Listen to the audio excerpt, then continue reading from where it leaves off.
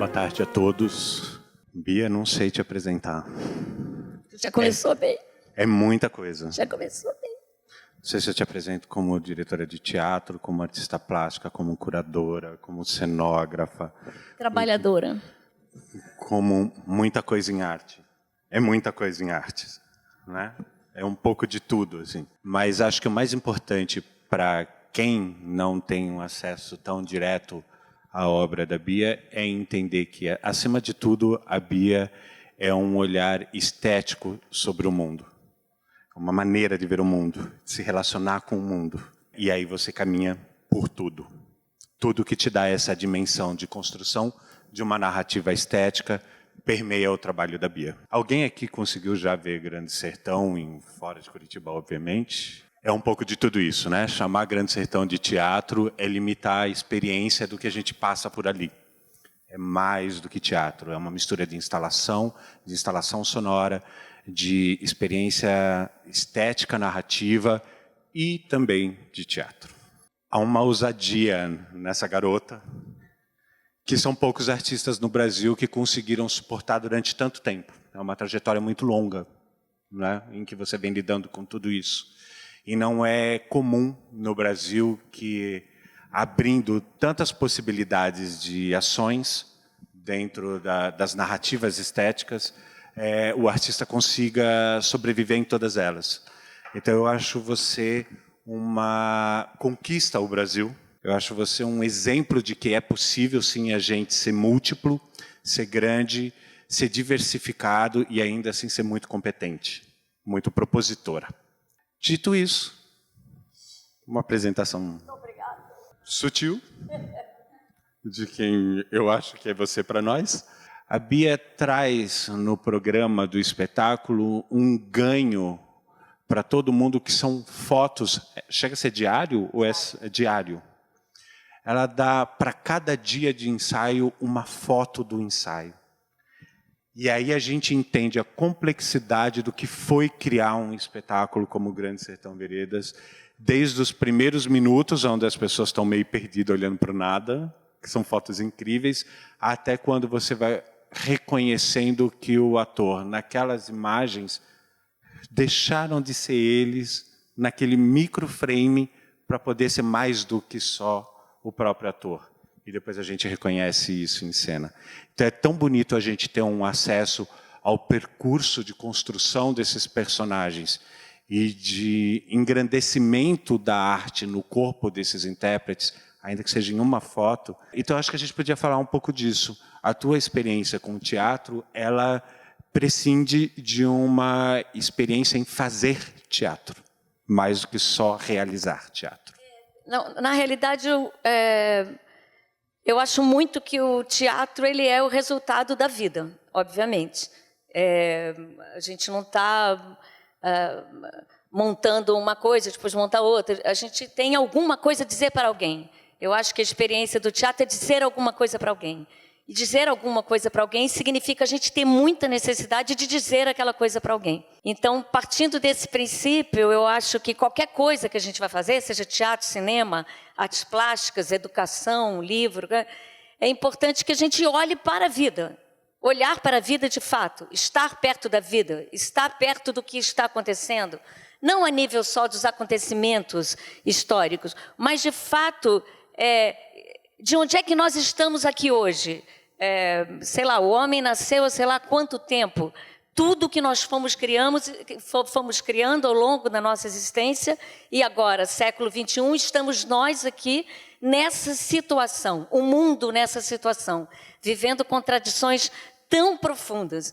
Então, montar o Grande Sertão, para mim, era um pouco enfrentar essas questões, que são questões que, para mim, agora são necessárias de se falar, que é, de novo, a construção de um novo ser humano, de uma outra humanidade, de fato. Eu acho que, se eu estiver falando demais, você vai parando.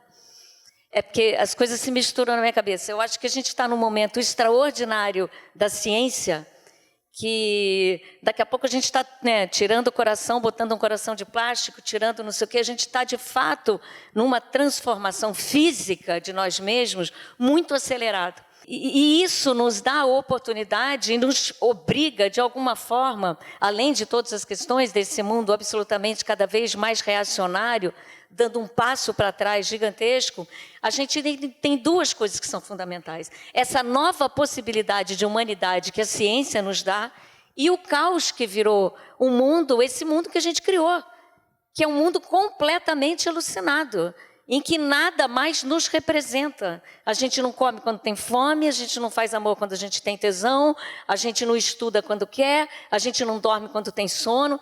Tudo da nossa vida, desde o nosso cotidiano, até as coisas mais profundas, como a escola não educa, a justiça não é justa, a medicina não cura, o alimento não alimenta, o que a gente come não mais nos alimenta. A gente é bem tratado se a gente tiver um pedaço de papel que diz isso vale 1 milhão, isso vale 100, que é uma coisa louca. Se eu tenho um papelzinho, eu entro no lugar, se eu não tenho, eu entro no outro. Então, a gente criou um mundo completamente insano e cá estamos. Então, eu acho que fazer teatro ou fazer qualquer coisa, seja ela o que for, seja que texto for, a gente, de alguma forma, estar refletindo sobre isso. Porque nós somos isso, nós estamos aqui. Seja o que for que a gente for fazer, eu acho que de alguma forma tem que ser uma resposta a isso. E o Grande Sertão, e isso é um desafio, digamos assim, gigantesco. Eu acho que o ser humano, hoje em dia, estamos numa cilada profunda e é um desafio gigante, como é que a gente vai continuar para frente. E o Grande Sertão, de alguma forma, era para mim também um desafio gigante. Um livro que, a partir do primeiro dia que eu li para montar a exposição lá no Museu da Língua Portuguesa, ele virou o meu companheiro. Era um livro assim que eu falei, ganhei um amigo. Mas ganhei um amigo mesmo, nunca tinha tido isso com livro. Livros que eu amo, livros que, sei lá, que eu adoro, mas esse eu ganhei um negócio. E aquilo ficou em mim. Quando eu fiz a exposição, eu acabei de ler o livro e percebi que eu não podia colocar nenhuma imagem na exposição. Porque o Guimarães diz lindamente, o sertão é dentro da gente, o sertão em toda parte, o sertão é o abstrato, o sertão é a metafísica. Então, qualquer imagem que eu pusesse na exposição empobreceria, como eu dissesse, o sertão é isso. Por mais linda que fossem as imagens. Sei lá, as fotos da Maureen Biziliat, que é uma fotógrafa gênia, que fez umas fotos do sertão do Guimarães, mas se eu pusesse lá, ia falar o Riobaldo é isso. E daí eu resolvi fazer uma exposição só de palavras. Eram só palavras. E criou um tumulto imenso, porque, obviamente, ninguém queria que eu fizesse, porque o que tem de mais chato nas exposições são os textos. Como é que você... Bom, não interessa, fiz. Mas o Grande Sertão continuava em mim. E eu estava afastada de teatro faz muito tempo, 10 anos. E com algumas pessoas na minha vida me falando, faz teatro, faz teatro, faz teatro. Eu nunca senti que, mesmo não fazendo teatro, eu deixei de fazer teatro. Porque em todo lugar que eu vou, eu acho que eu faço teatro. Eu acho que eu levo para as exposições o teatro. Eu acho que eu levo para os shows o teatro. Eu acho que eu levo para o cinema o teatro. Então, acho que o teatro, de alguma forma, eu não me sinto longe dele. Mas ficavam essas pessoas. E daí, num determinado momento, eu me vi numa encruzilhada e falei, vou fazer teatro. E daí, vou fazer o quê? Daí, estava esse dia, eu lembro que eu fui à feira, e eu entrei na feira, eu adoro fazer feira, e quando acabou a feira, tinha um bando de mendigo pegando comida. E aquele negócio me voltou, e eu cheguei em casa, eu chorei. Tem um amigo, Paulo Mendes da Rocha, que é um arquiteto incrível, que ele fala uma coisa que eu amo, que ele fala, a gente não pode ver vendo, porque se a gente vê tudo vendo, a gente não dá conta de viver. Mas tem alguns momentos que a gente enxerga, e quando a gente enxerga, a gente cai para trás. E esse dia, na feira, sei lá por que razão, eu vi, eu enxerguei. E eu cheguei em casa, e daí, quando eu cheguei, eu olhei, sentei no sofá, e olhei e estava o Grande Sertão Veredas. E eu olhei e falei, eu vou enfrentar esse negócio. Não pelo desejo de fazer, mas pelo desejo de enfrentar algo de fato. Porque eu acho que o que nós temos que fazer é enfrentar coisas diariamente. Então, eu falei, vou pegar esse negócio sem saber qualquer coisa. E daí, quando eu resolvi então fazer e convidei os atores, chegando finalmente na sua pergunta, a minha ideia, o meu desejo era o seguinte, assim, estar com Guimarães esse tempo vai certamente ser bom para mim. Não interessa se é bom, se é ruim, se a gente vai chegar até o fim, se a gente vai montar esse espetáculo, se não vai. Passar pelo Guimarães profundamente vai nos transformar em algo melhor. Logo, tenho que registrar o processo, porque provavelmente isso não dê em nada. Olha que bacana. Não, é bacana, é legal isso, porque eu falei, esse é o processo, o que vai ter de rico para nós é o processo. E a gente inverteu, a gente fez uma coisa mesmo, a gente tem todos os ensaios, que eram de 7, 8 horas por dia, inteiro filmados. A gente tem, sei lá, 600 horas de material filmado. Então, de cada dia, de cada luta, e era um trabalho tão trabalhoso que eu falo assim, eu fui ficar amiga do elenco depois que a gente estreou.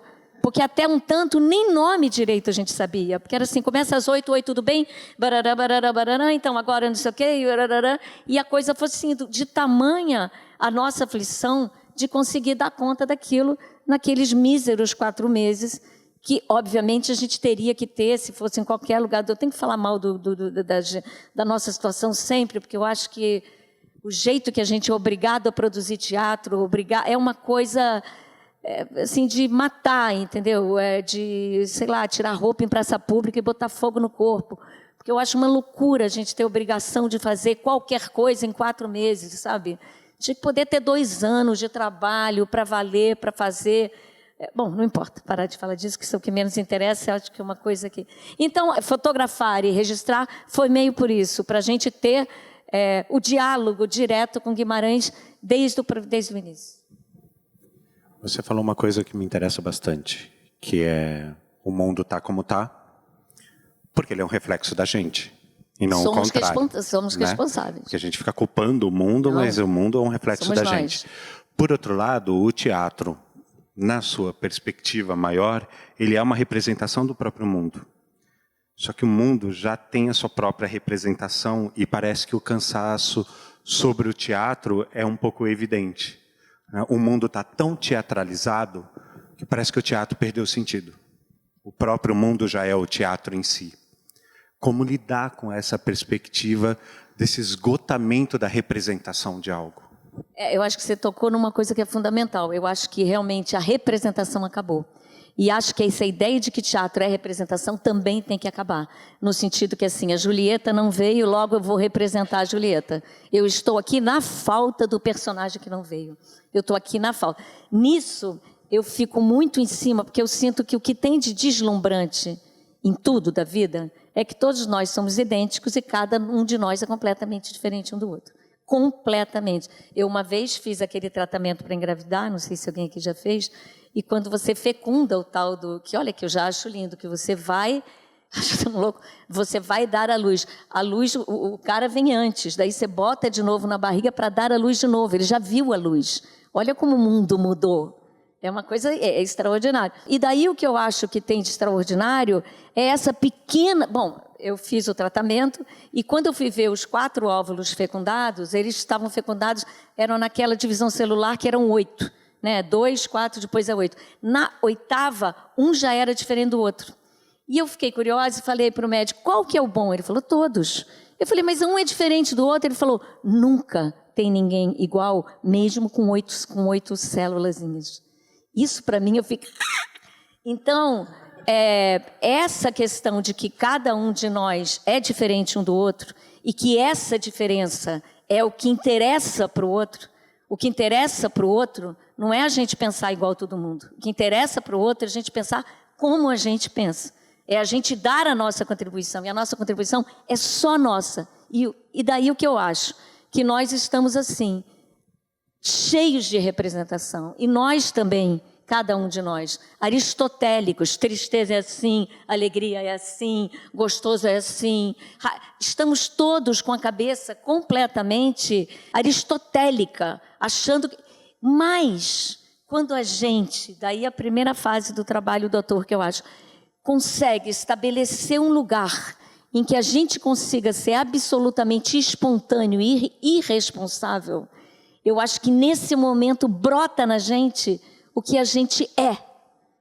Além do que a gente... Porque a gente se segura tanto, de repente você dá uma topada e aquilo sai um ódio de dentro de você, você fala, onde é que estava isso? Você fala, epa, isso aqui tem um negócio que sou eu.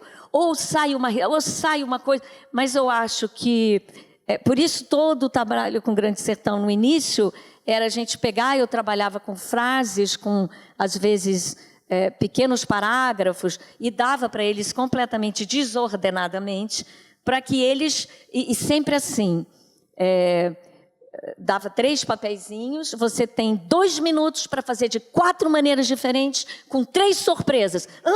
Agora, 1, 2, quem fez? Está pronto, vai. E uma coisa assim, que não desse um tempo para a pessoa ter uma grande ideia, para a pessoa pensar uma coisa extraordinária, criasse um sistema de... como criança.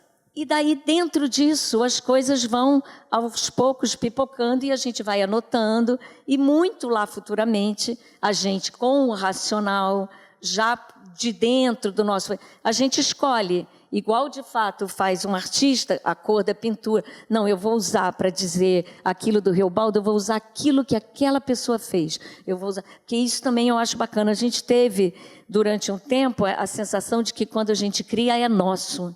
E eu acho que o conhecimento é sempre para o outro. Criou, já é do outro. Tanto que eu não entendo o negócio de direito autoral. Como é que você lê um livro e alguém diz para você, você não pode fazer? Tudo bem pagar, mas você não pode fazer, aquilo já é meu. A partir do momento que eu li, passou para mim, ninguém tira da minha cabeça. O conhecimento é a única coisa que ninguém consegue roubar da gente. Rouba sapato, rouba isso, rouba virgindade. Agora, conhecimento ninguém rouba. Então, depois, essa coisa que eu sinto também da coisa do trabalho do ator, que hoje em dia não basta mais rir bem, chorar bem, fazer aquilo tudo bem. Interessa a visão que você tem daquele personagem. O que é que você vai colocar ali que é próprio seu? Sei lá, tem aquela cena básica do Marlon Brando, que eu acho que para mim foi quando eu entendi o que eu acho para mim que é o papel de nós todos daqui para frente. Que ele todo mundo viu O Último Tango em Paris? A maioria dele.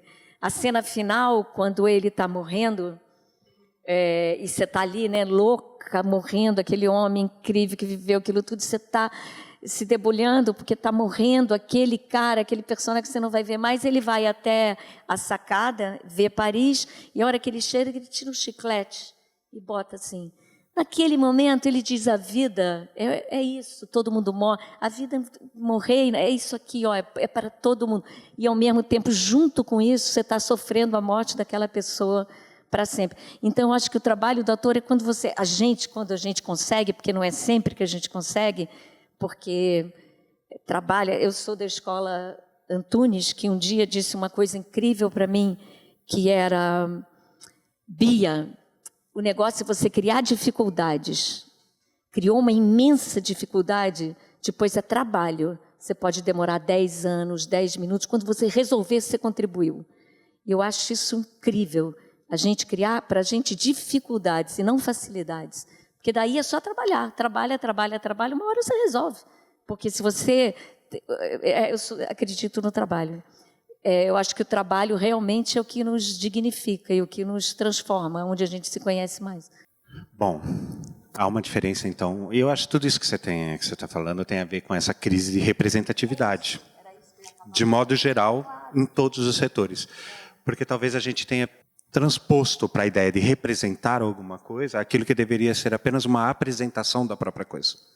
Nesse sentido, o teatro me parece que faz mais sentido na vida comum, se as coisas são apresentadas e não representadas, e nem interpretadas. Eu não quero que ninguém interprete nada para mim. Quero que só me apresente, desde que eu assuma aquilo com todos os riscos de ser próprio. Nada fácil. Nada, não, tudo difícil. Tudo dificuldade que criamos para nós, mas vamos trabalhar para isso. Agora, isso depende de uma compreensão sobre arte que a gente não tem nesse país. Onde a arte ela é o entretenimento mais banal possível e ela é conduzida para que seja virou isso, né? Virou isso. A gente tem, a Denise está aqui, e a gente fez uma conversa linda alguns anos atrás, exatamente falando sobre quando ela vai ao teatro, a responsabilidade dos textos que a Denise escolhe, exatamente porque o teatro tem uma presença física concreta, é o mendigo. Ele é o mendigo ali na feira, né? Ele pode ser um acontecimento verdadeiramente na vida de uma pessoa em que a artificialização dos outros processos não tem.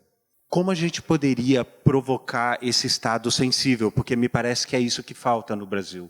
A gente ter a liberdade de provocar estados de afetividade e de sensibilidade do outro para que a gente possa só apresentar, sem ter que trazer resultados e dogmas para essa pessoa. Eu acho que resultado e dogma, eu acho que quando a gente fala mesmo em individualidade, você já se livra do dogma. Porque se cada um é um, já não tem receita. Então, eu acho que a vida, não sei, é tão difícil de falar isso, porque eu acho que tem que haver uma honestidade. Tem que haver algo em qualquer trabalho que você faça que tenha um pé no sagrado. Pé no sagrado, eu quero dizer assim, estou aqui mesmo. Estou aqui para os tomates, para os aplausos, para dizer, tem um quê de heróico no trabalho, principalmente do ator, eu acho, que é se colocar à prova, ao vivo ali, nu, de frente do outro. E eu acho que isso tem que ser, de alguma forma, retomado, sabe? Não o sagrado no sentido de ajoelhar, mas o sagrado de ver. Tem aquele cara que fala tão bonito, o Craig, não sei se é assim que fala, que ele fala que lindo que deve ter sido o primeiro ator quando surgiu diante do outro, que você via você mesmo ali e ao mesmo tempo já não era você. Que sensação! Eu acho que isso é fundamental. Você precisa ter tanto a coragem de estar como a necessidade de estar. E acho que, de fato, no Brasil a coisa ficou muito complicada, porque a arte comercial, ela tomou o galope, né? Hoje em dia é um galope. No Rio de Janeiro, eu não sei vocês aqui, mas no Rio de Janeiro não tem mais teatro. Um dia eu cheguei no teatro, um amigo meu me chamou para ajudar numa cenografia, eu falei, bota um tapete. Ah, não pode ter tapete. Como é que vai tirar o tapete? Depois tem a peça 5, tem a peça 4, tem a peça... Você fala, gente, mas não dá para ter tapete, não dá para ter luz, não dá para ter nada, não há mais. Tanto que eu acho que o grande lugar do teatro agora é qualquer lugar, porque o teatro em si quase não existe mais. Então invade um galpão, invade a Câmara, invade a Casa do Moro, invade onde quer que seja e faça algo. Não, eu acho mesmo, o lugar do teatro, ele está tomando um outro lugar, porque o teatro em si é quase como se ele já não existe. No Rio não existe mesmo, você conta nos dedos. Teatro Municipal, Carlos Gomes e acabou. Então, eu acho que essa questão, e acho que nisso a gente tem muita responsabilidade, de como a gente lida com essa ideia do mercado e com a ideia, cada um, de como tocar a sua profissão, de como ser dono do seu caminho. Porque eu acho que você também não pode, enquanto ator, ficar à mercê dos convites e do mercado. Você tem que dar a trilha, eu vou por ali, escolho esse, não escolho aquele, me fodo aqui. Eu acho que isso é importante, muito, a gente ter uma diretriz, porque senão eu acho que o mercado nos engole. Engole mesmo, estamos engolidos, não tenham dúvida. Eu soube ontem que a Malu Mader foi demitida. Eu fiquei passada, fiquei com vontade de ir na Globo gritar. Como a vida é cruel. Como o mercado é a pior das coisas. Não vamos nos iludir. O mercado é a pior das coisas. É o maior dos inimigos, eu acho que é o mercado. Mais do que tudo. A ideia de mercado e a ideia de dinheiro, eu acho que são duas coisas que não deu certo. Não deu certo. Estou pensando aqui, eu vou pronunciar o nome errado, certamente, mas tem um filósofo japonês que chama Konishi Uno, se é que é assim que se fala o nome dele, mas pelo menos é assim que escreve, já facilita para quem for procurar o livro dele, em que ele reativa o conceito de biopolítica para um estado de sobrevivência que o capitalismo nos impõe, onde a gente tem que ser útil, mas não tanto. A gente tem que estar sempre no risco de não ser necessário. E eu acho que é um pouco isso que você está falando, que é muito assustador. Pensar como ser artista nessa condição de não ser necessário. Por outro lado, se a gente assume essa condição, não querendo ser necessário mais, dá uma liberdade extrema para que a gente possa ser o que quiser enquanto artista. Então, por mais que seja muito dolorido a gente ver os teatros fechando, e no Rio de Janeiro eles não estão nem fechando, né? Eles estão caindo. É pior ainda a situação, porque eles estão abandonados há tanto tempo que eles estão ruindo. Tomar os espaços públicos de novo como artistas me parece uma condição interessante a um futuro. Pensando no Grande Sertão, quando eu assisti o Grande Sertão, eu saí com uma ideia, e ontem ou anteontem, conversando com algumas pessoas aqui, eles falaram que espetáculo hoje falaria do Brasil, né? E eu citei o Grande Sertão. Eu falei, uma enorme metáfora de uma luta interna que é externa e que é incessante e sem solução. E a gente precisa assumir esse estado de luta como uma consciência poética também sobre esse sobreviver. Senão a gente vai sucumbir. Vamos falar um pouco dessa poética? É bonito isso, porque daí Guimarães, o fofo do Guimarães, né? Que diz tão bonitinho, né? A única saída é um pouquinho de amor. Se há amor, um pouquinho que seja, já um pouco de saúde na loucura. E isso é tão poderoso, porque eu sou daquelas que acham que qualquer revolução, seja qual for, é feita com alegria. Eu acho que a alegria é a grande coisa transformadora da vida, assim. Em estado de alegria, é um estado de poder absoluto, assim. E daí a nossa condição, que eu acho que hoje em dia é muito mais complicada do que era, sei lá, em 68, aqui, em que tínhamos uma ideia de conjunto. Hoje em dia, como o mundo está muito desfacetado, a gente não tem nem mais, assim... porque antes tinha, né, o surrealismo, tinha o realismo, daí cria-se um outro movimento que vai contra aquele que dá um passo para frente, o outro que dá... Agora a gente não tem nem mais onde se apoiar, porque a gente não tem mais algo. Então, é uma luta que é mais complicada porque ela é mais solitária. E, ao mesmo tempo, mais complicada também, porque é como se a gente tivesse que, a cada espetáculo, a cada coisa que a gente fosse fazer, criar um código específico para aquilo. Não só criar um código, como também fazer com que as pessoas entendam aquele código. Então, a gente não tem mais essa ideia de coletivo. O nosso coletivo se dá de uma outra forma, completamente diferente, que a gente não sabe nem direito o que é. Sei lá, teve algum tempo atrás, uns 2 anos em São Paulo, que foi morto um cara de bicicleta. Não sei se vocês lembram disso. E depois de 1 hora, tinham sei lá quantas bicicletas deitadas na Paulista. Uma ideia de coletivo que se tem diferente do que era o coletivo, que era um pensamento que passava por todo mundo. O cinema, o teatro, as plásticas, tudo caminhava junto. A literatura, os movimentos vinham em bloco. Agora as coisas pipocam de outra forma, mas ao mesmo tempo com uma instantaneidade absolutamente genial, inovadora, poderosa. Então, eu sou aquela que acha que o mundo acabou, mas acho que o mundo agora nunca teve tão maravilhoso, com tantas possibilidades como a gente tem agora. Acho que nunca fomos, isso que você falou, tão livres. Acho que nunca fomos tão livres. A gente é livre de ideologia, a gente é livre de movimento artístico, a gente é livre. Então, a gente tem, pela primeira vez na história do homem, realmente uma possibilidade de ser um, no sentido mais lindo da palavra, que é dar ao outro, dar ao coletivo aquilo que só você tem. São muitos conceitos e muitas coisas que estão caindo por terra.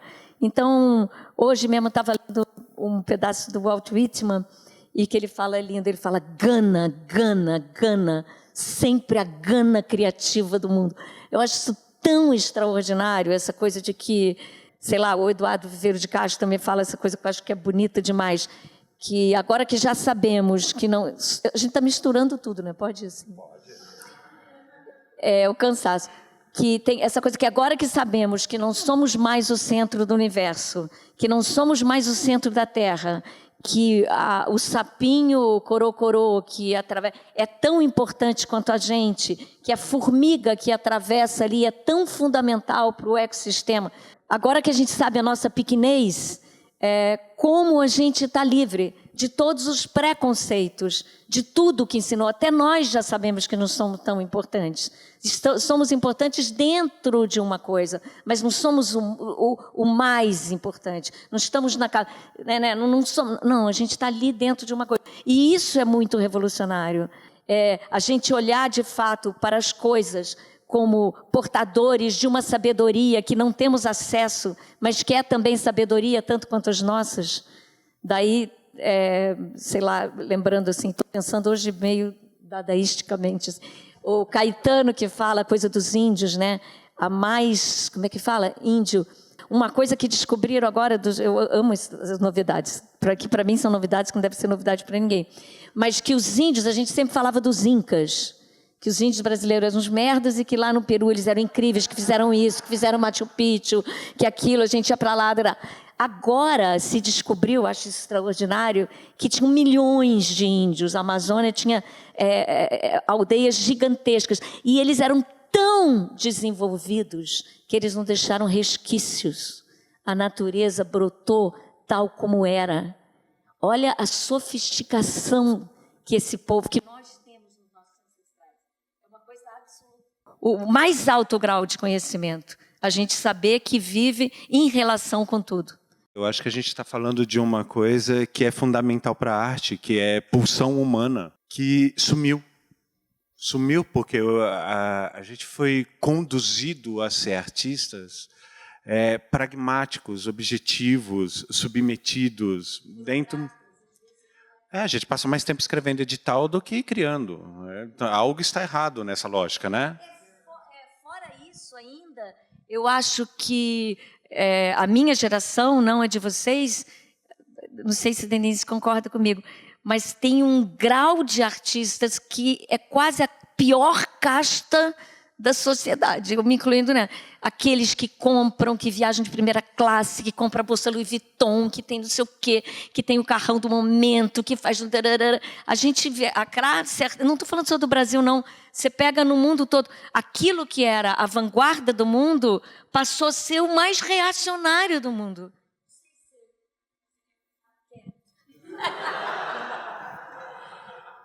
Não, eu penso muito sobre isso, Bia, e eu acho que teve uma grande mudança na nossa classe, na nossa profissão, que foi que o dinheiro mudou, né? A televisão, a oferta de dinheiro, e o dinheiro é muito sedutor, né?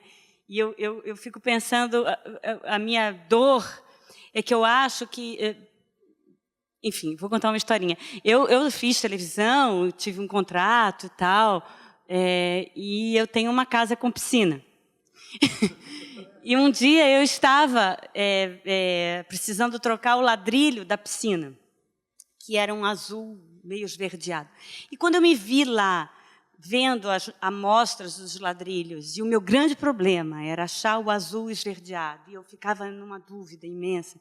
Os meus filhos pequenos, assim, e a piscina, e a casa, e eu estava com aqueles 2 ladrilhos na mão, entre o azul esverdeado e o azul, louca, me caiu uma ficha de 1 tonelada na cabeça, graças a Deus, e a piscina.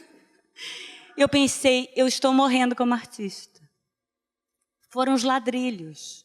Isso foi fundamental, eu sempre conto essa história. E eu falei, eu preciso, que teatro que eu quero fazer? Porque eu sinto que é uma coisa muito sedutora, né? Todo mundo quer tomar um vinho bom. E por isso eu montei o Galileu. Eu montei o Galileu e inventei de fazer o Galileu. Eu fazer o Galileu. Por causa dessa questão. Porque eu quero tomar um vinho bom, mas eu não quero morrer como artista. E como se faz isso? E isso é traiçoeiro, porque, como diz o nosso querido Amir Haddad, no outro dia me falou, não dá para trabalhar no latifúndio, porque senão você acaba fazendo soja transgênica. Você tem que cuidar da sua horta orgânica. E essa coisa você tem que saber ganhar menos dinheiro. E se a coisa que eu acho mais revolucionária hoje para um artista é fazer uma estrutura mínima para viver com pouco. Viu, vocês que estão começando aí? Vivam com pouco, tenham o dinheiro do não, para poder dizer não. E eu acho que isso que você falou, desse pedaço da nossa classe, que eu acho que uma época você fica seduzido pelo esse dinheiro que te é oferecido, claro, mas você tem que estar muito atento, porque o dinheiro e a arte me parecem incompatíveis. Assim como você falou uma frase agora que eu anotei, que assim, essa ideia de mercado já está provada, não deu certo. Ela não deu certo no mundo, mas para a nossa arte, então, é uma loucura o que aconteceu com o público, né? Eu Viajo Brasil em turnê de 10 anos para cá direto, 12 anos para cá direto, de 3 em 3 anos, de 2 em 2 anos, e eu vejo como o código poético está deteriorado. Como a gente hoje, por isso que eu tenho esse trabalho, essa tentativa de capturar um público que ainda gosta de teatro, mas que gosta do teatro do entretenimento, e quando vai ver Brecht, quando vai ver Dumas, agora que a gente faz assim, nossa, isso é entretenimento, né? Isso me diverte, isso me dá prazer, não vi passar a hora, e é um teatro que talvez fosse... As pessoas falam assim, o público não quer pensar. Eu tenho uma raiva quando alguém fala isso, porque se é a coisa que eu provei, que eu vejo acontecer, é o prazer que existe em pensar, né? O Brecht põe isso na boca do Galileu, falava isso em cena, falava, pensar é um dos maiores prazeres da raça humana. Eu acho que tem uma coisa aí que eu escutei de muita gente em São Paulo falando, quero ver a peça do Caio Blá. Vá ver o Caio. Só que você vai encontrar o Guimarães Rosa.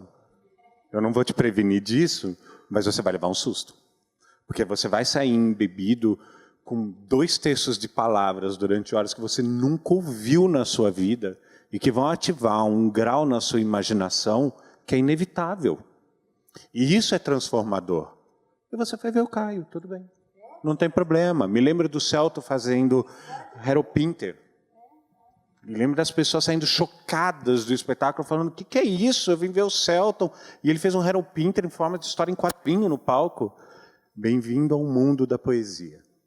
Esse é o grande achado que eu acho que a gente precisa ter no contemporâneo. Quando a gente fala de afeto, e a gente estava discutindo amorosidade e afeto é afetar. Né? É ser afetado e afetar. Afetuosidade é isso. O afeto tem 2 sentidos nessa palavra. Ele também é verbo. E aí eu acho que o Guimarães Rosa é absolutamente isso.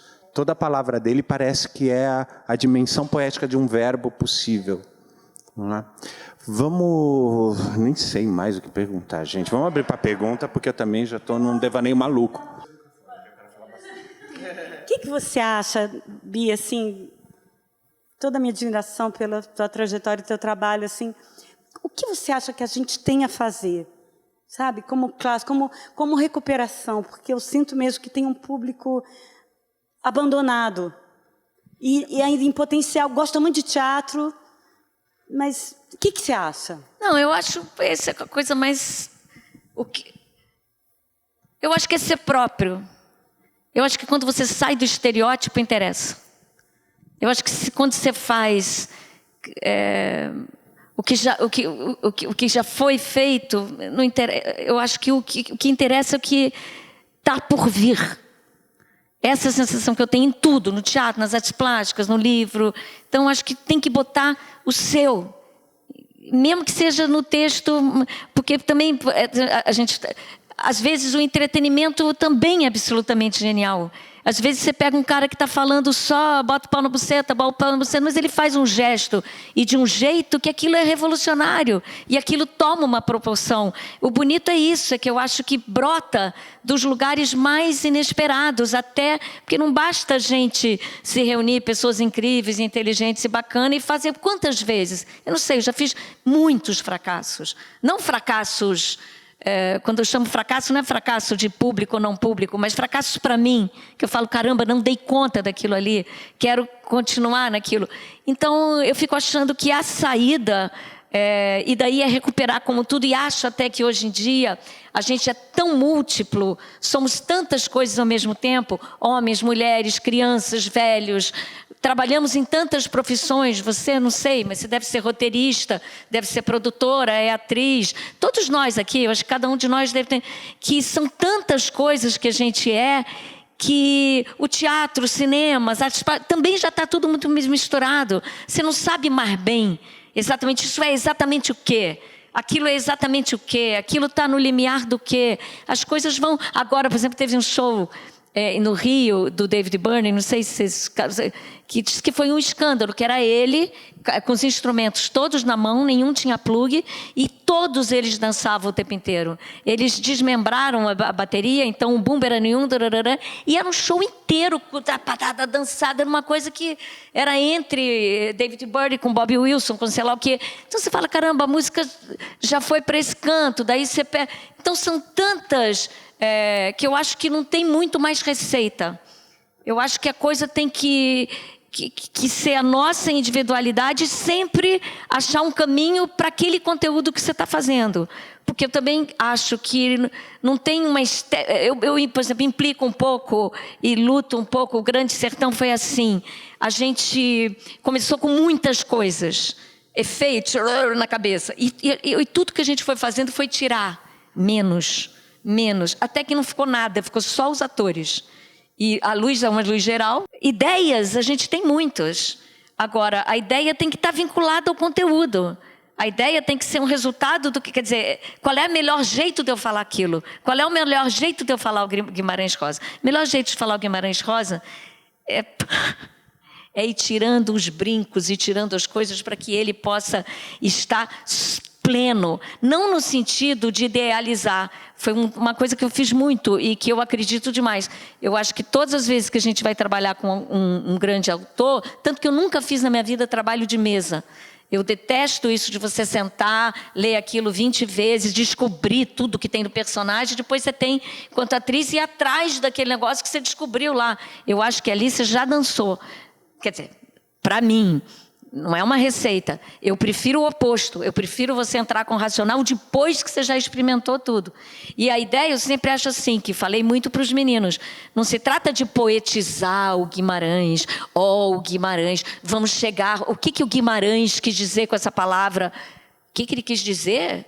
Não quero nem saber o que eu estou lendo disso aqui, o que é que o outro está lendo disso aqui. E daí o Guimarães vira um companheiro seu. Eu acho que artista, sei lá, essa palavra é tão perversa, mas eu sinto assim que a gente nunca pode ter um patrão. Nem o texto, nem ninguém. A gente é dono do trabalho da gente. Se a gente tem um patrão, a gente já é empregado. Acabou. Aquilo me serve, aquilo não me serve. Aquilo me serve ou não para o que eu quero dizer? Não serve, tchau, obrigada. Pode ser Guimarães, pode ser Shakespeare, pode ser Beckett, pode ser quem quer que seja. Porque o respeito pela obra é você escolher aquela obra. Não tem respeito maior pela obra do que eu dizer, eu quero passar um pedaço da minha vida, que, sei lá, vai durar ao todo 70 anos, 6 meses eu vou dar para o Guimarães. Isso é meu respeito à obra. Fora disso, é ser empregado. E daí eu acho que você começa a ter menos individualidade. Você começa a se colocar menos. Daí eu acho que vai ficando menos interessante. Teatro, não sei se tem. Muitas vezes tem isso. A gente vai ver uma peça, a gente vê, de repente chega e fala, ai, começou o teatro. É como se, não é? A morte se instalasse ali. Você já sabe tudo o que vai acontecer ali. Mesmo que você não conheça a história, mas você já sabe que aquilo vem ali, você já sabe que aquilo... Então, e nesse caso também, observar a vida é boa, porque a vida, todo dia, por mais que a gente planeje, ela é sempre diferente. Você acorda da cama e fala, ai, vou escovar... estou com sede, vou pegar um copo d'água. Quando você vai tomar um copo d'água, a criança já veio, você já viu, não sei o que, você viu, você não tomou água. Então, a vida é sempre imprevisível. Então, eu acho que o mínimo que a gente tem que levar para a cena é sempre algo imprevisível. Algo que seja novo. Costumo dizer muito para os atores também, sei lá, o texto diz que eu sou granfina, a figurinista vem e me bota de granfina, o diretor vem e me faz sentar como... Já não é mais granfino, já não é mais nada, porque o granfino é aquele que está com o sapato sentado assim. Então, como é o seu granfino? Quer dizer, não tem um respeito a algo que está escrito. Nada, eu quero dizer o seguinte, só isso, nada é maior do que cada um de nós, no sentido de sermos donos daquilo que a gente quer falar. Temos que ser maior, não no sentido de mais importante, mas no sentido de ter o que dizer. Como é que você conseguiu fazer isso com o CCBB? Como é que funciona? Pergunta extraordinária. Porque assim, tem lá um processo. E esse um processo não é o processo que aconteceu. Né? Então, como é que foi que conseguiu? Sinceramente, eu tenho que agradecer a eles imensamente, porque eles me possibilitaram fazer, mas eu tive, obviamente, uma briga com eles de foice. De foice. Desde o primeiro momento até o tanto que eu fui estrear com o Danilo, no Sesc em São Paulo, que eu acho o Danilo, o Sesc em São Paulo, das coisas mais importantes que tem no Brasil hoje em dia. Eu acho que se... pelo menos em São Paulo e no Rio de Janeiro, se tem algo que brota, pode olhar que tem ali um dedo do Sesc. O Sesc dá emprego para as pessoas. Eu acho o Sesc realmente... Então, se não fosse o Danilo nos salvar, a gente não teria conseguido fazer. Foi uma guerra desde... Só para agora... Né, tem que falar mais um pouco. Imagina, eles têm uma coisa lá no Rio de Janeiro que chama sessão exclusiva, que no contrato você escreve, você pode dar... Claro, podemos dar sessão exclusiva. Tá. Lá no Rio aconteceu uma coisa muito bonita. A bilheteria abria às 8 da manhã, tinha fila desde as 4 da manhã para ver o espetáculo. Eu nunca tinha... comigo, isso nunca tinha acontecido. Eles fazem uma sessão exclusiva, a sessão exclusiva deles vão 30 pessoas. A plateia toda do lado de fora querendo entrar e eles não deixam. Porque a sessão exclusiva a gente pagou, é nossa. Isso para mim é tão violento. Isso para mim é tão violento. Porque, caramba, não, mas está lá no contrato, vocês assinaram. Mas tem muitas leis, né? Tem a lei da igreja, tem a lei do bandido, tem a lei do mocinho, tem a lei do mercado. E tem a lei da natureza. Eu não sei, estou com 2 copos d'água, alguém está com sede, o copo é meu, eu paguei. Mas se está com sede, eu dou para o cara tomar. É uma lei da natureza. Não dá para... Então, eu morro de pena. Porque eu acho que o CCBB foi o do primeiro Centro Cultural Brasileiro. Eu ajudei a fundar, junto com o Sérgio Brito, era um lugar extraordinário. Você não conta a história do teatro brasileiro dos anos 80 sem passar pelo Centro Cultural. Era um lugar que investia realmente com dignidade nos projetos inovadores e não comerciais. E hoje em dia, de fato, ele virou uma loja. É uma grande loja, é um shopping. Então... em que o que importa... Eu nem sei direito. As brigas foram tão grandes que até um dia eles me ligaram e falaram, dá para tirar o Caio Blá? Daí outro dia também a gente já ensaiando há 2 meses. Bia, não vai ser mais esse ano, vai ser ano que vem. Hã? Então são tantas. Não pode usar vermelho. Por quê? Porque vermelho é a cor do Bradesco. É um grau de uma coisa... isso assim, são coisas que eu estou lembrando agora, mas eu devia ter escrito... porque é uma coisa assim, nunca vista, uma coisa nunca vista. Então, foram guerras diárias, inclusive, muitas pessoas têm me ligado, falando, caramba, o que aconteceu? E eu acho que a classe do Rio de Janeiro está se juntando para a gente ir lá e falar, olha, não, assim não dá, não pode, não é porque pagou que vocês são donos da nossa alma, não é? Até porque não paga o que devia. Quer dizer, você tem que... Então, é difícil. Foi muito difícil. E, ao mesmo tempo tem pessoas lá dentro que são geniais, que me possibilitaram, por exemplo, sair de dentro do teatro e fazer na rotunda. O Centro Cultural fechava meia hora antes para poder fazer o espetáculo. Então, tudo tem 2 lados. Tem um lado lá que é extraordinário, com pessoas incríveis, e tem o lado do tal do marketing, que eu acho uma loucura, a gente já está nesse lugar. Tratar com pessoas do marketing... Não linka. Marketing com arte não casa. Então, uma coisa que você fala, cara, mas peraí, não combina. Igual, sei lá, e tu botar a criança na escola primária, na universidade, chegar na PUC, né? Vim matricular meu filho. Não é aqui, é lá na esquina. Então, são as inversões loucas que a gente foi criando para nós. Mas foi difícil e deslumbrante, porque também tem pessoas, e foi lindo fazer lá. Acho muito bom estar ali em frente à Candelária. Morreu a Marielle, a gente pegou todos os nossos bonecos, pusemos em frente à Candelária. Aquele texto do Guimarães, sem a gente falar uma palavra, tomou uma conotação tão poderosa naquele momento. Foi uma coisa inesquecível, assim. E cada vez, o texto vai ficando mais... Você vai ouvindo diante dos acontecimentos cada vez mais loucos e diários, e vai dando uma alegria de estar podendo falar o que a gente pensa ali do Guimarães. É bacana. É bacana. A gente está atravessando um monte de crise e ataque, e a arte no Brasil é feita quase que de maneira parida, da força bruta do artista.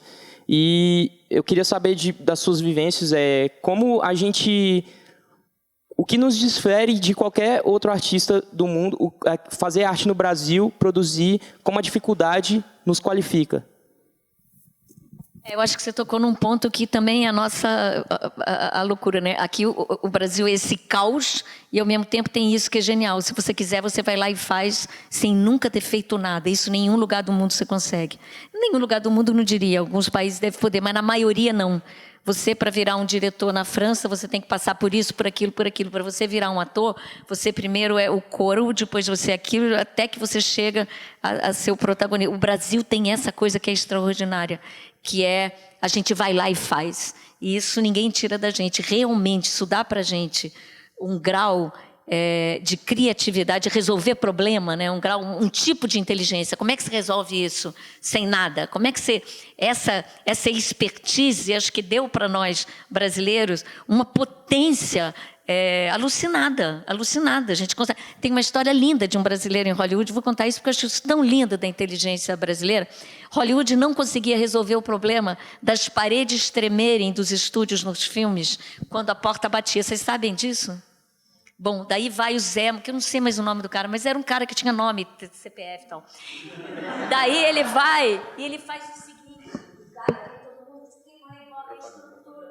bota a estrutura lá e não sei o quê, e a parede, bota não sei o quê, e a parede treme. E o cara fala assim, solta o batente da parede, solta o batente, tem o batente, a parede está aqui solta. O batente treme e a parede não treme. É genial, é um brasileiro. Tem uma coisa comigo também, dessa coisa da inteligência do brasileiro que eu amo. Eu fiz um espetáculo chamado Casa de Bonecas. E eu resolvi fazer teatro. Li o Ibsen e falei, gente, como é que eu vou fazer o Ibsen sem abrir a torneira e jorrar água? Como é aquilo, é aquela vidinha, tem que ter. Bom, convenci o CCBB de que eu ia fazer um filme e que nos últimos 30 segundos ia aparecer a atriz. Bom, era assim, uma loucura. Abria, era um filme projetado, nos últimos 30 segundos aparecia a Beth Goffman, que era o momento que a Nora ia embora e se libertava. Ela ia embora, se libertava e entrava dentro do teatro. Bom, daí eu queria que a Beth, e no cenário, nessa hora que aparecia o cenário, estava escrito Casa de Bonecas na parede, com um barbante, um novelo, e eu queria que ela amarrasse aquele governo e que o Casa de Bonecas fosse desaparecendo, a linha que saísse de lá, brararara. Bom, vamos então fazer isso na parede. Botamos aquelas ruelas e passa o fio. Não dá, porque engadela. Botamos não sei o que, ficamos assim, sei lá, 20 dias com todos os caras, barará. Até que o Wilker fazia comigo, falou, Bia, o seguinte, Hollywood, resolve isso para você no minuto. Tem um cara aqui maravilhoso, bom, fax na época, manda, o cara de Hollywood manda, pagamos sei lá quanto de dinheiro, o cara mandou um projeto, que correria na hora da estreia. Meio-dia, aquilo tudo pronto, eu falei, não preciso nem testar. Tá tudo certo. Passamos ensaio geral, passou o filme, a Beth entrou, eu falei, cara, vou testar. A Beth puxou aquilo, fez tac. Falei, cara, fudeu. O que faz? Daí de novo, dona Bia, posso dar uma ideia? Falei, pelo amor de Deus, dá uma ideia. Cara, o que o cara fez? É genial. Tinha milhões de furos. Ele tirou todos os pregos, todos os negócios, ficou só o furo. Daí ele pegou um palito de fósforo e punha o barbante com um pouquinho para dentro. Então o barbante fazia assim, dentro de cada buraco. Puxou, fazia...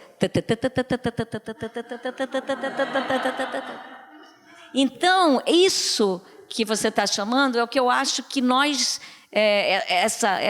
essa vantagem que eu acho que, de fato, nós temos sobre os outros seres humanos do planeta que estudaram, né, de conseguir olhar e resolver o problema. Essa coisa, de fato, eu acho que no Brasil é extraordinária. E isso é genial. Se a gente quiser agora daqui, a gente fala, vamos fazer uma coisa, nós? Aqui, barararara. Se a gente quiser, a gente faz. A gente faz. E isso é uma potência e uma possibilidade extraordinária. E é real, isso não é fantasia. É assim, tem sido assim, né, com todos nós. Como é que você tem tanta fé naquilo que você acredita? Essa é a minha pergunta.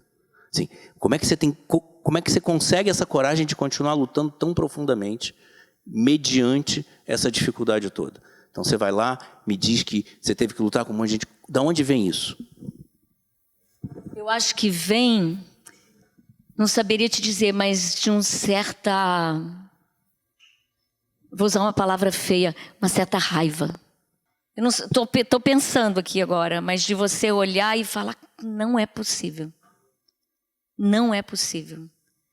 Quando eu era pequena, engraçado, você me fez lembrar isso aqui, a coisa que mais me deixava indignada, que eu não entendi, que me deixava apavorada, era na briga com o irmão, quando o irmão dizia assim, foi ela que começou, e eu não tinha começado.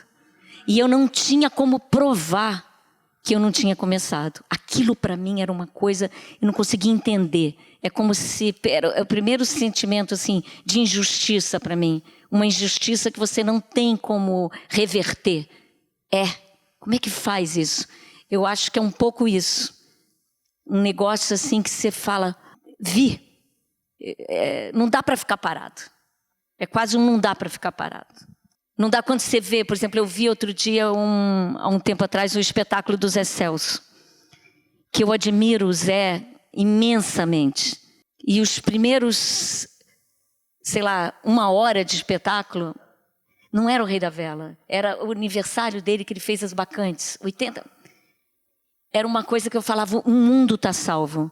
Porque tinha um grau de vida e potência ali, que você fala, caralho, como é que o Zé ainda aguenta com essa idade, sem seguro-saúde, com a gente, como é que ele dá conta? Depois eu, Bia, que sou preto do branco, já não amo tanto, depois de 1h30 de espetáculo, que eles já ficam na coisa de Dionísio, já vai para uma coisa que a mim não me interessa tanto. Mas aquela primeira hora em que todos ainda estão lúcidos e com controle, e as coisas, para mim é uma coisa assim, que é isso. São alguns heróis assim que você olha para o Zé e fala, da onde que o Zé ainda tem força para com essa idade? Então eu acho que é um pouco uma indignação, não sei, talvez uma indignação, um desejo também, um prazer louco, porque quando você também consegue fazer alguma coisa com um companheiro, teatro é sempre com um companheiro, aquilo é de um prazer tão grande, né? Que passa um pouco até pela energia sexual, no sentido de um êxtase de fato, de dar conta de alguma coisa ali que antes você não dava. Então, não sei, mas é um pouco uma mistura disso. Eu preciso dizer que eu também já resolvi um problema que os diretores estavam quebrando a cabeça e iam investir para pagar com uma coisa simples assim, então fiquei muito feliz quando você citou isso, me fez lembrar. Mas bacana, tem muito. Citar. O que você fez? Não, tinha que resolver um áudio de uma pistola atirando e eu peguei um cabo de vassoura e... É genial! Mas gente, eu acho extraordinário. E aí, economizou um pouco. Mas o que eu ia abordar naquele momento... lembrei. Eu ia te perguntar algo no sentido do olhar sobre a tua obra e sobre a audiência, principalmente depois de 2013 para cá. Será que teve alguma...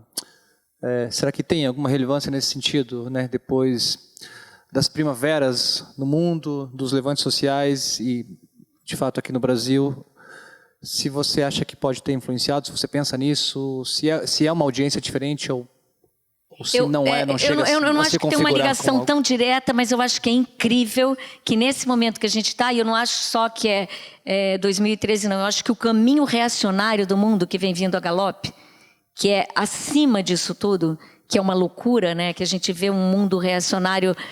Eu acho que isso, de fato, deu uma acordada no teatro. Eu acho que deu uma acordada. Acho lindo, assim, a quantidade de coisas incríveis que tem acontecido nos últimos tempos. Eu acho isso tão bacana, porque daí é a mesma coisa, né? Em vez de atirar com a pólvora, faz stuck.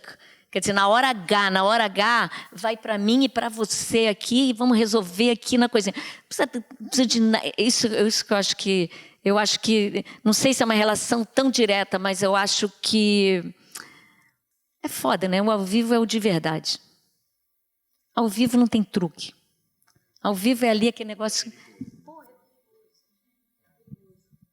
Então isso, nesses momentos, eu acho que não é à toa, tanta coisa boa acontecendo.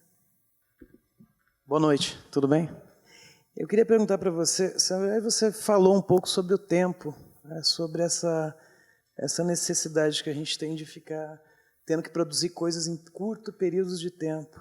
E isso tem se esse espaço de tempo tem se diminuído cada vez mais.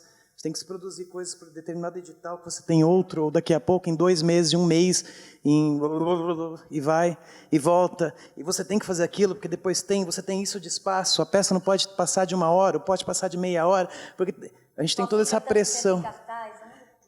Eu vou perguntar uma resposta pessoal em relação a isso. Qual que é, na tua opinião, qual que é o limitante dessa relação tempo-licença poética?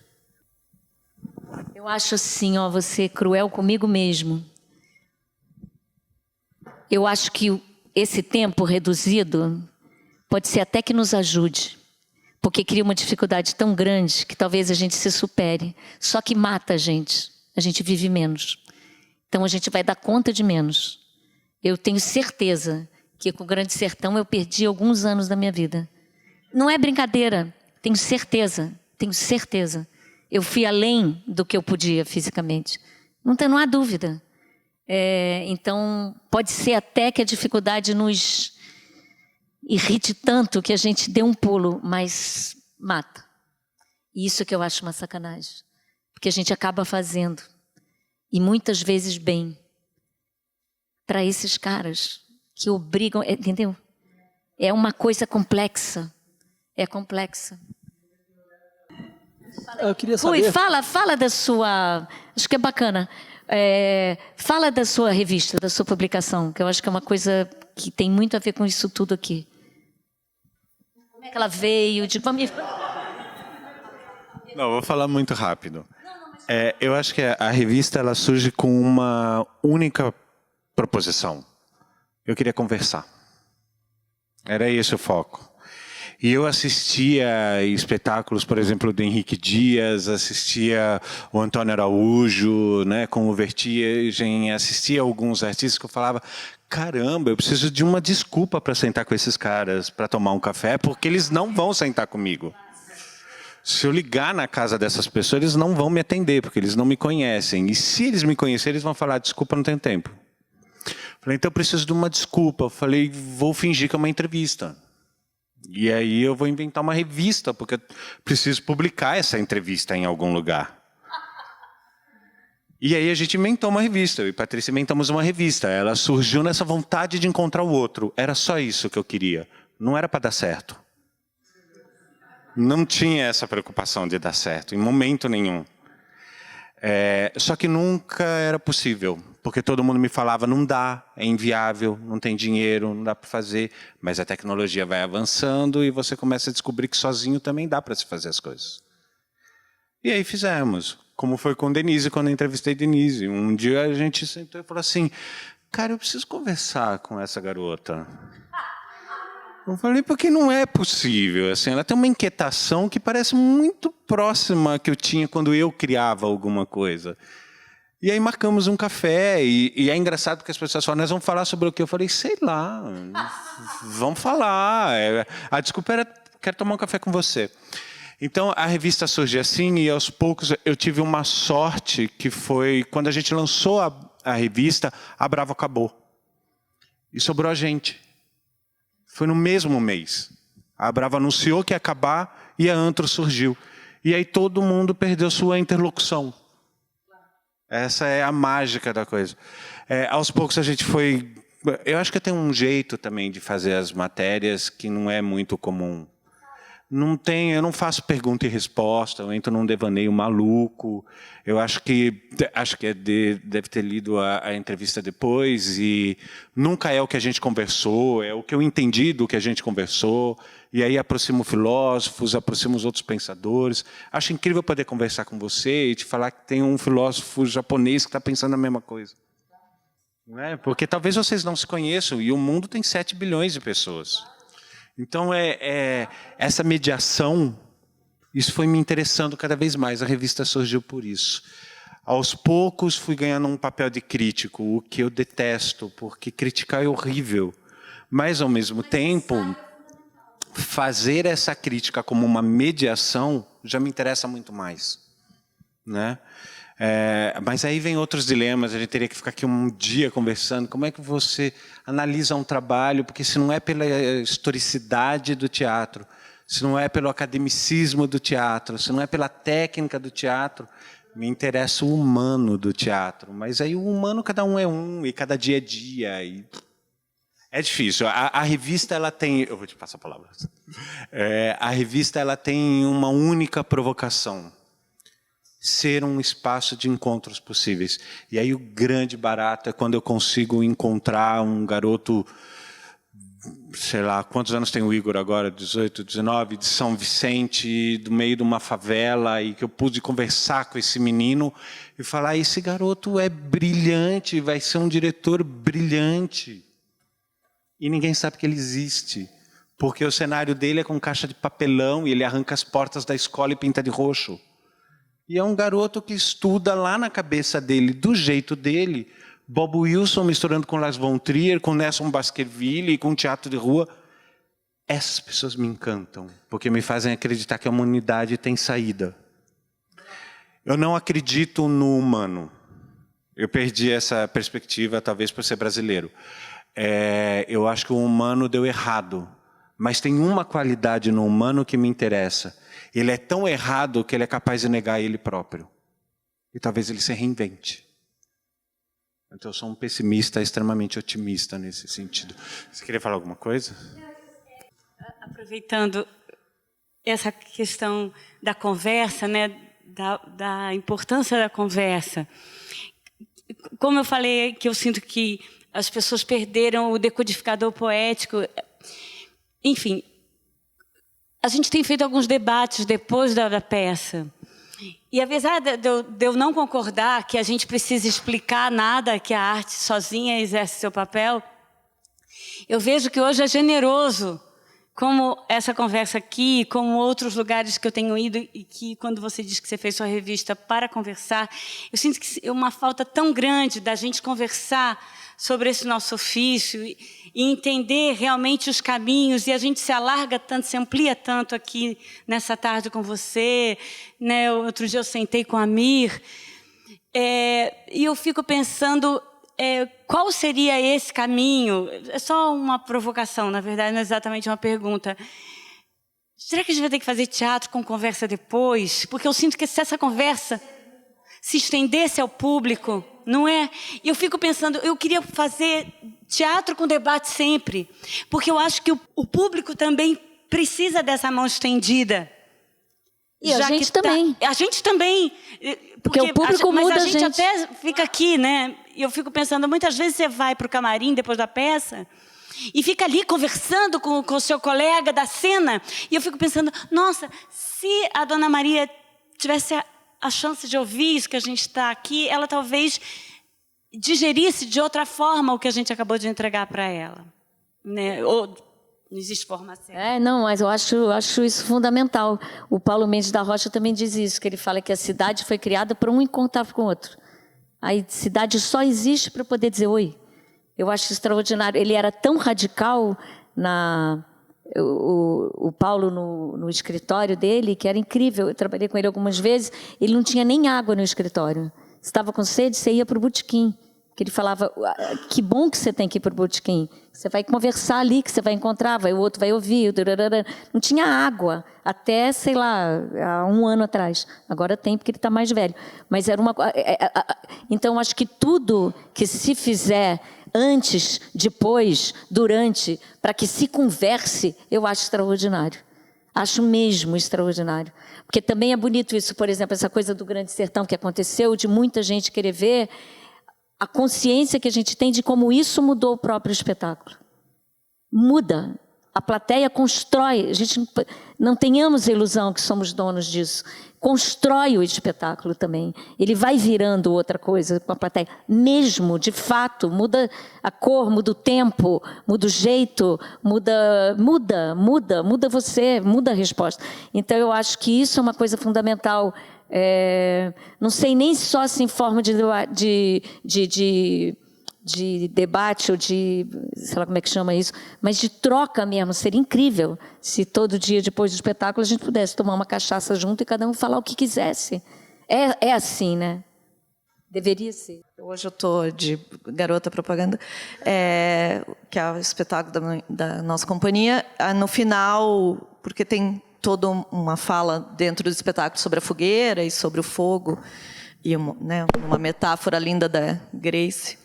E no final a gente faz uma fogueira, uma roda de cadeiras e uma fogueira simplesmente para que o público possa sentar, olhar o fogo e conversar, e esperar o elenco se quiser, e encontrar os amigos, enfim.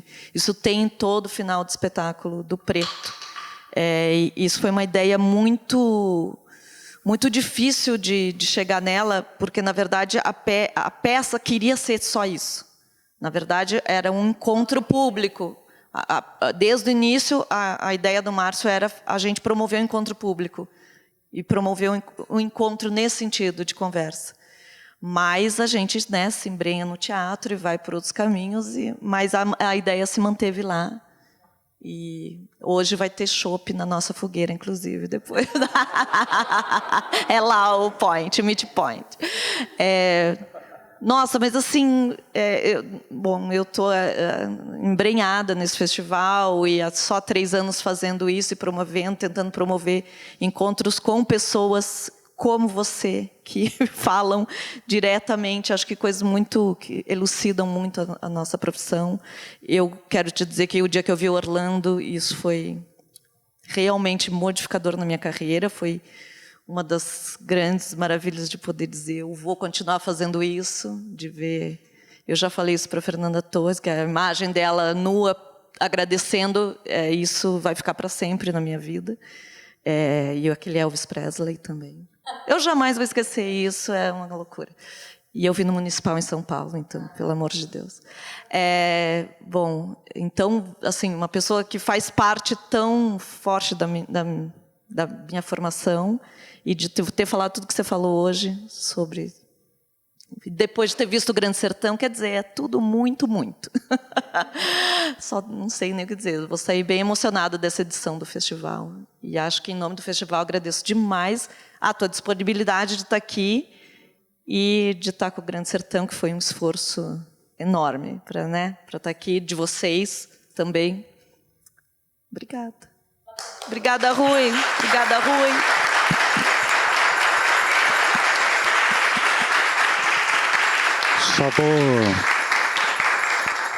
Só vou registrar o meu enorme agradecimento. Vocês trouxeram 4 pessoas incríveis para conversar esse ano. Para quem queria conversar, vocês deram um presente ao vivo. Né? A Bia, eu conheci a Bia num café. De novo num café. Mas na boca do espetáculo, né? Foi incrível isso. E foi engraçado que a gente sentou, falou, oi, e acho que não paramos de tagarelar mais. Foi uma coisa muito louca. E eu não conseguia assistir o Grande Sertão e falar, vou escrever sobre o espetáculo. Eu pedi para ela para fazer uma coisa que um dia eu te mostro, vai estar pronto isso, mas é que precisa sair da alma esse negócio, que é escrever durante o espetáculo. Porque não tem como falar desse espetáculo se não for por dentro. Não tem outro jeito, não dá para se afastar dele.